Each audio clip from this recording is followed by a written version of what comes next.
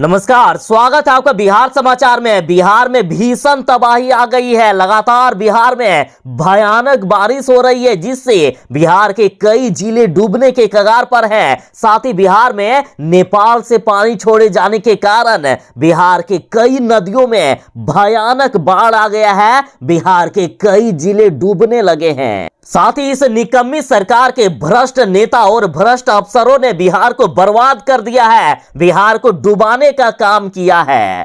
तो इधर बिहार सरकार ने बड़ा ऐलान कर दिया है कि बिहार में सभी को आवास दिया जाएगा और जिनके पास जमीन नहीं है तो उन भूमिहीनों को घर बनाकर बसाएगी सरकार।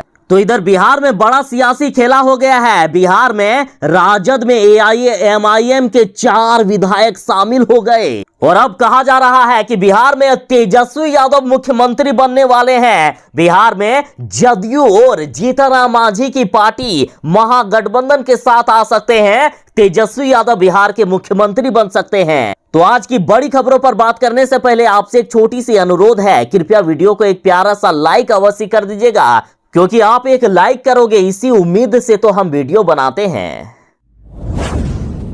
बिहार में मानसून पूरी तरह से एक्टिव हो गया है। बिहार के लगभग सभी जिलों में बारिश हो रही है और मौसम विभाग का कहना है कि अगले कुछ दिनों तक बिहार के सभी जिलों में भयानक बारिश जारी रहेगी। बारिश के साथ ही बिहार में सीधा आसमान से मौत बरस रही है। बिहार में पिछले 24 घंटे के दौरान 23 लोगों की वज्रपात से मौत हो गई है और आगे भी मौसम विभाग ने लोगों को वज्रपात से सावधान रहने की अपील की है। बिहार के अधिकांश जिलों में वज्रपात का खतरा है। बिहार में एक तरफ जहां 24 घंटे के अंदर 23 लोगों की मौत हो गई है और यदि सप्ताह भर की बात करें तो अभी तक 35 लोगों की मौत हो गई। और साथ ही बिहार वासियों को बिना काम घर से बाहर नहीं निकलने की सलाह दी गई है। बिहार में अगले 3 दिनों तक विशेष सावधानी बरतने को कहा गया है। और वैसे तो मौसम विभाग ने बिहार के सभी जिलों में भयानक बारिश को लेकर लोगों को सावधान किया है, लेकिन बिहार के कुछ जिले ऐसे हैं जहां भारी से भी भारी बारिश हो सकती है।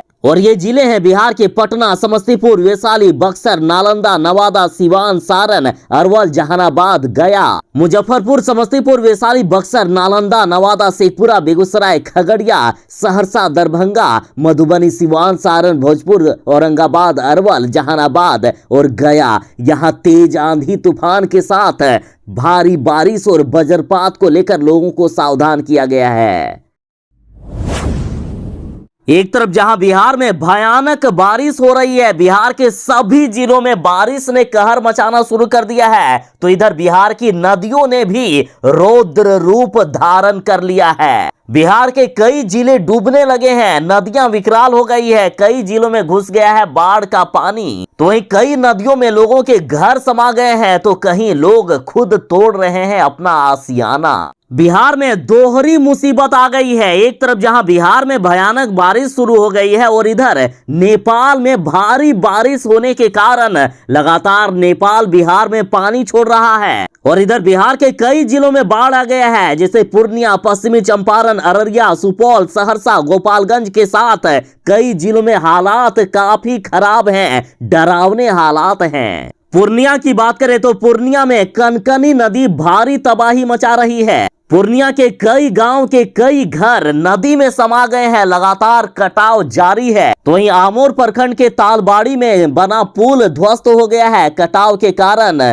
करीब 1.5 किलोमीटर तक सड़कें भी नदी में समा गया। यहाँ के ग्रामीण कह रहे हैं कि घर दुकान था लेकिन सब हमने तोड़ दिया, बचने की कोई उम्मीद नहीं है, पहले भी सब कुछ तबाह हो चुका है, हमारे घर द्वार बह जाए उससे अच्छा होगा कि हम ही खुद क्यों ना तोड़ दें। हालात इतनी खराब है कि तालबाड़ी गांव में बीते दिन से अभी तक 30 से 40 परिवार पलायन कर चुके हैं। ग्रामीण कह रहे हैं कि ये सब सरकार की निकम्मेपन के कारण होता है। एक तरफ ये लोग तटबंध बनाते हैं और दूसरी तरफ पानी में इनके तटबंध बह जाता है। क्या खाक हमें ये सरकार बचाएगी, हमें भरोसा नहीं है, इसलिए हम अपने घर को ही तोड़ रहे हैं। और अब तक नदी में 100 से ज्यादा घर समा गए हैं। सैकड़ों एकड़ में लगी फसलें बर्बाद हो चुकी है। और इधर अररिया में नूना नदी का तांडव जारी है। अररिया में तो भीषण तबाही आ गई है। यहाँ कनकई, नूना, परमान, रतवा, बकरा जैसी नदियां तबाही मचा रही है। अररिया में तो इतनी भीषण तबाही है कि यहाँ कई पूरे के पूरे गांव ही नदी में समा गए। दर्जन भर कच्चे मकान समा गए हैं। नदी के बहाव में कई ग्रामीण सड़कें ध्वस्त हो चुकी है। और ये निकम्मी सरकार अभी भी कछुए की रफ्तार से तटबंध का मरम्मत कर रही है।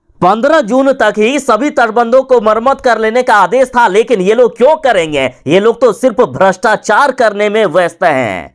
अभी भी सरकार के लोग कह रहे हैं कि 1 हफ्ता लगेगा हमें पूरा करने में, जब लोग मर जाएंगे तब आप लोग तटबंध बनाओगे। और बगहा में तो और भी हालात बिगड़ गया है। यदि नेपाल में लगातार बारिश होती रही तो डूब जाएगा बगहा।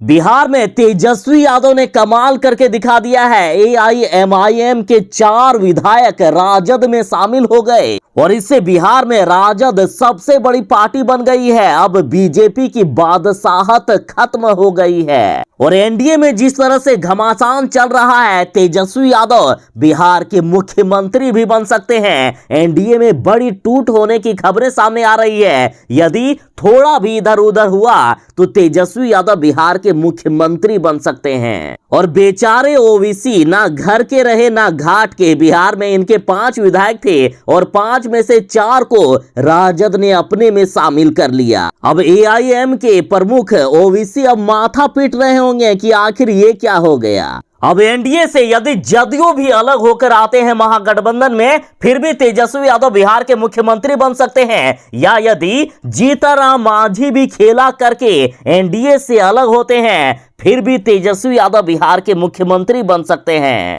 विधानसभा चुनाव के बाद भी राजद बिहार में सबसे बड़ी पार्टी थी, लेकिन बीच में मुकेश सहनी के सभी विधायकों को बीजेपी ने अपने में शामिल करके बिहार में बीजेपी सबसे बड़ी पार्टी बन गई थी। बीजेपी के पास 77 विधायक हो गए थे, जबकि राजद के पास 76। लेकिन अब राजद के पास 80 विधायक हो गए हैं। और अब तक ये डर था कि महाराष्ट्र वाली स्थिति कहीं बिहार में ना हो जाए, भाजपा कोई नया खेला ना कर दे। लेकिन अब यदि सरकार गिरने की स्थिति होती है, यदि बीजेपी वाले किसी तरह से इधर उधर करके सरकार गिराना चाहते हैं, तो सबसे बड़ी पार्टी राजद को ही बहुमत सिद्ध करने के लिए राज्यपाल को आमंत्रित करना होगा। अब रही बात सरकार बनाने की, तो देखिए यदि बीजेपी से जदयू अलग होती है तो आराम से बिहार में महागठबंधन की सरकार बन सकती है। लेकिन यदि जदयू अलग नहीं हुए, यदि जीतनराम मांझी की पार्टी भी अलग होती है, तो बिहार में महागठबंधन की सरकार बन सकती है। क्योंकि देखिए विधानसभा में कुल सदस्यों की संख्या 243 है।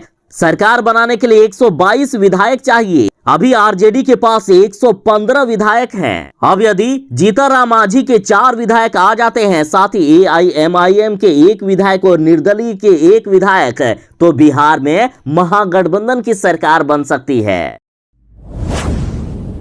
बिहार सरकार ने बड़ा ऐलान कर दिया है कि बिहार में जिन गरीबों के पास जमीन नहीं है तो उनको घर बनाकर सरकार देने वाली है। बिहार सरकार ने ऐलान करते हुए कहा है कि बिहार के भूमिहीनों को घर बनाकर बसाएगी सरकार। साथ ही कहा गया कि मोदी नगर और नीतीश नगर होगा कॉलोनी का नाम। बिहार के भूमि सुधार एवं राजस्व मंत्री रामसूरत राय जी ने बड़ा ऐलान कर दिया है। इन्होंने कहा कि सरकार ने नई योजना बना ली है कि भूमिहीनों को कॉलोनी बनाकर सरकार अब बसाएगी। और बिहार के 1-2 जिले नहीं बल्कि कई जिलों में ये योजना लागू होने वाली है। उन्होंने कहा कि भूमिहीनों को कई जिलों में अलग से सरकारी जमीन पर घर बनाकर बसाने की योजना है। फिलहाल 8 जिलों में इस योजना के तहत काम करने का निर्णय लिया गया है और बाद में बाकी जिलों में इसे पूरा किया जाएगा। साथ ही इन्होंने कह दिया है कि बाद में बिहार के सभी जिलों में कॉलोनी बनेगा और इसका नाम मोदी नगर और नीतीश नगर होगा। साथ ही उन्होंने कहा कि प्रधानमंत्री आवास योजना के तहत भी गरीबों को लगातार मकान बनाए जा रहे हैं। जो भी गरीब छूटे हैं सभी को मकान मिलेगा।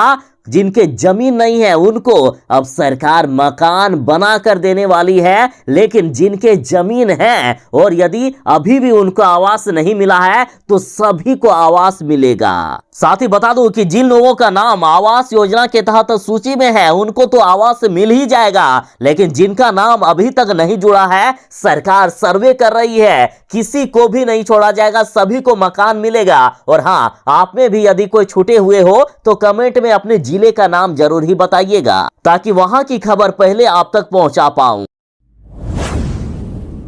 ये बड़े बड़े दावे करने वाली बिहार सरकार की चंद मिनटों की बारिश ने पोल खोलकर रख दी। अरे साहब लोग, जिस महान जनता ने आपको वोट देकर इस पोजीशन तक पहुंचाया है उसी के साथ आज धोखाधड़ी कर रहे हो आप लोग। जब नहीं कर सकते हो काम तो कम से कम झूठ तो नहीं बोलना चाहिए कि बिहार में इस बार जल जमाव नहीं होगा। पटना में आप लोग बड़े बड़े दावे किए थे कि इस बार जल जमाव नहीं होगा और चंद मिनटों की बारिश में जगह जगह जल जमाव हुआ है। आप लोग तो विधानमंडल तक को नहीं बचा पाए। देख लीजिए, पूरा विधानमंडल पानी पानी हो गया, पूरा विधानमंडल डूबता हुआ नजर आया। और इससे भी खराब बिहार के गरीबों के इलाके में हुआ है। पटना के गरीब इलाकों में झुग्गी झोपड़ियों में रहने वाले लोग जहां रहते हैं वहां इससे भी खराब स्थिति हुई है। इतनी निकम्मी है ये सरकार और इतने इसके काबिल नेता लोग भ्रष्टाचार करते हैं कि देख लीजिए किस तरह से बिहार के अस्पतालों को भी ये लोग डुबा दिए हैं। अब यहां मरीज ठीक होकर जाएंगे या बीमार होकर वो भी नहीं पता। बिहार में पटना से लेकर वैशाली तक के अस्पतालों में पानी घुस गया है, मरीज परेशान हैं। लोग पछता रहे हैं कि आखिर क्यों हम वोट देते हैं इस सरकार को जब ये लोग सिर्फ झूठे दावे करती है। जरा तस्वीरों में देखिए कि क्या हालात है अस्पतालों की, लगातार मरीज परेशान हैं। राजधानी पटना में राज्य का सबसे बड़ा दूसरा अस्पताल एनएमसीएच में पानी घुस गया है। बिहार सरकार के स्वास्थ्य विभाग द्वारा पहला डेडिकेटेड कोविड अस्पताल एनएमसीएच एवं मातृ शिशु हॉस्पिटल में झमाझम बारिश से पूरा वार्ड तालाब में तब्दील हो गया।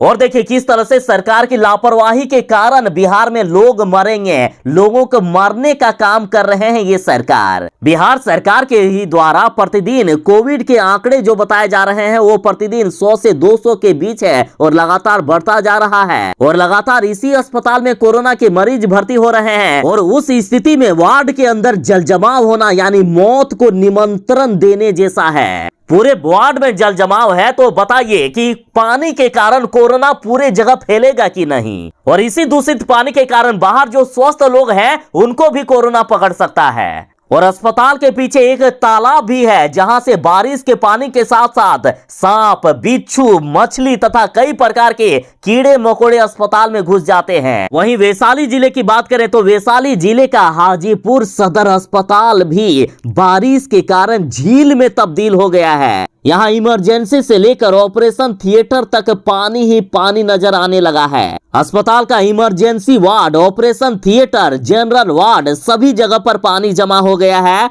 मरीज और डॉक्टर काफी परेशान हैं। कुछ तस्वीरें दिखाता हूं जो कि ईटीवी भारत के द्वारा ली गई है। देखिए किस तरह से एम्बुलेंस से मरीज को लाया जा रहा है। अब बताइए ये मरीज यहाँ ठीक होके जाएंगे कि और बीमार होंगे, कुछ अता पता है भी।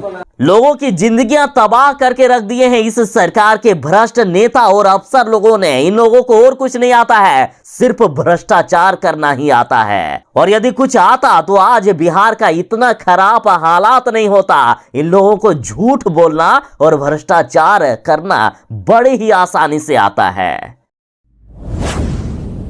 तेजस्वी यादव ने अपना दम दिखा दिया है। तेजस्वी यादव की सोची समझी रणनीति के कारण और लालू यादव की इतने अनुभव के कारण एआईएमआईएम के 4 विधायक राजद में शामिल हो गए और इस तरह से बिहार में आरजेडी सबसे बड़ी पार्टी बन गई है। और जिस तरह से बीते कई दिनों से मुख्यमंत्री नीतीश कुमार जी और तेजस्वी यादव के बीच नजदीकियां बढ़ रही है, लगातार आरजेडी और जदयू वाले एक हो रहे हैं और साथ ही लगातार बिहार में एनडीए में टूट होने की खबरें सामने आ रही है। बीजेपी और जदयू के बीच आपसी घमासान मचा हुआ है। तो इन सब मुद्दों को लेकर बिहार के सियासी जानकार कह रहे हैं कि बिहार में महागठबंधन की सरकार बनते हुए अब दिख रही है। देखिए, बिहार में बीजेपी और जदयू में इतने नफरत पैदा हो गए हैं कि कुछ दिन पहले जो अग्निपथ योजना को लेकर बिहार में बवाल हुआ था, तो बीजेपी ने कह दिया था कि नीतीश कुमार की पार्टी के कारण ही बिहार जल रहा है, नीतीश कुमार के प्रशासन और पुलिस के कारण ही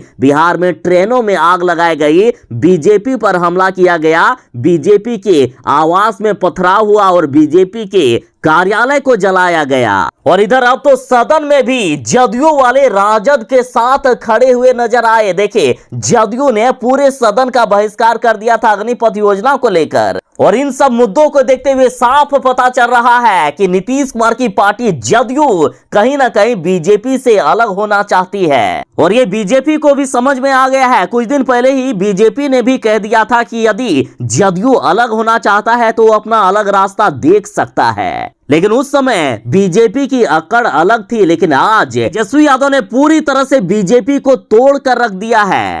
अब यदि बिहार में सियासी उलटफेर होता है तो महागठबंधन की सरकार बन सकती है, क्योंकि अब बिहार में आरजेडी सबसे बड़ी पार्टी हो गई है, और सबसे बड़ी पार्टी रहने के कारण राजद को ही बहुमत सिद्ध करने के लिए राज्यपाल को आमंत्रित करना होगा। और अब तो मुकेश सहनी भी राजद के साथ आ सकते हैं। मुकेश सहनी ने भी तेजस्वी यादव को बधाई दे दिए हैं। मुकेश सहनी ने साफ साफ कह दिया है कि अब ज्यादा दिनों तक हम लोग बिहार में एनडीए की सरकार नहीं चलने देंगे।